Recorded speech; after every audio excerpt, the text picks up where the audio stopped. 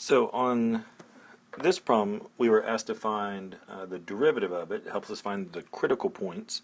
So we're going to find the derivative and set it equal to 0, so if we can verify where that maximum occurs. So if I wanted to find the derivative of this, first I would probably note that this is negative 3x times x plus 1 to the 1/2. That's going to make it a little bit easier to find the derivative. So I'm going to use the product rule.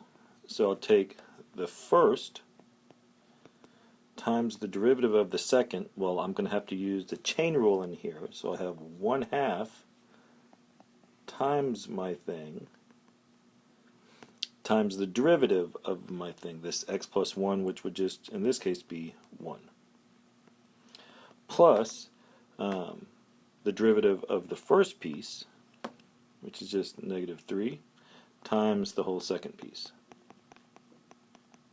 So if I'm doing this by hand, I am going to set this thing equal to 0. I'm going to rewrite this for a second. So this is 2 over the square root of x plus 1 minus 3 times the square root of x plus 1. So when I'm finding critical points where my min and max are located at, I'd have to solve this thing. So if I was going to solve this, I probably would add this piece to the other side.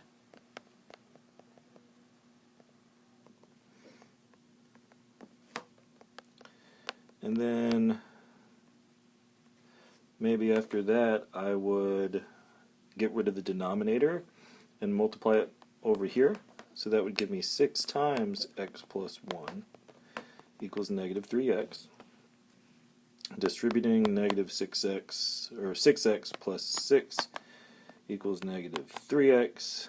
Getting my x's on one side and moving my constant to the other, and then lastly dividing.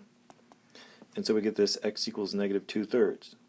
That's what they got for the critical point, and it's where our maximum actually occurred.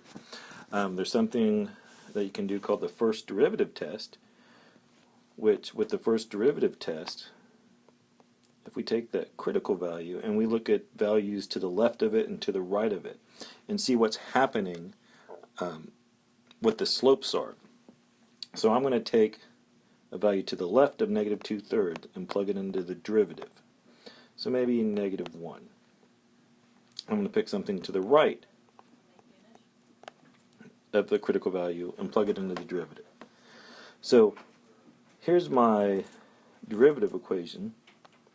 If I plug in a negative 1 into this derivative equation, right, I'm going to get a 0 here. Well, if I did a 0 there, that would actually be bad, right? I don't know if I can find the derivative at that point because I'm going to get something undefined because it's in the denominator. So officially I need to pick something a little bit further in than negative 1, but smaller than negative 2/3. So maybe, how about, let's negative 0.66, let's try negative 3/4. So if I plug in negative 3/4 into this equation, I should get something that has a positive value. Don't care what the number is, just that it's positive.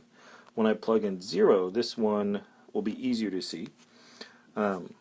This piece here would be a 0, and this piece here would be a negative, so I would get a negative value. So since my derivative is positive, it means I'm increasing. Once I get to negative 2/3, I start decreasing because to the right of it, it has a negative slope.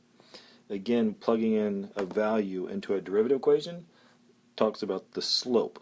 And so this is actually something called the first derivative test.